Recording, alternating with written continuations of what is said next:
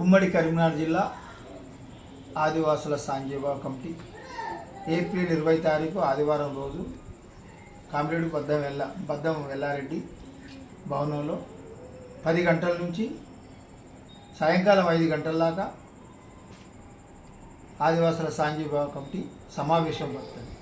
బుద్ధిజీవులు, మేధావులు, ప్రజలు, ప్రజాస్వామ్యవాదులు దానికి హాజరై అందరూ దాన్ని జయప్రదం చేస్తారని మేము కోరుతున్నాం. దానికి ముఖ్య అతిథులుగా సిపిఐ కార్యదర్శి భద్రాచలం ఎమ్మెల్యే పూనంనేని సాంబశివరావు గారు, న్యూ డెమోక్రసీ మాసలైను ఇల్లేంద్ర మాజీ ఎమ్మెల్యే గుమ్మడి నరసన్న గారు, సిఎల్పి నుంచి పౌరకుల అధ్యక్షుడు గడ్డం లక్ష్మణ, ప్రధాన కార్యదర్శి నారాయణరావు గారు,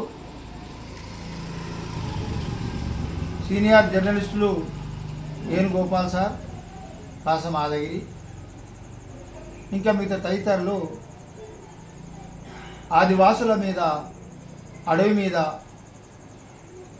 కేంద్ర ప్రభుత్వం బీజేపీ దమనకాండ గురించి మాట్లాడుతుంది.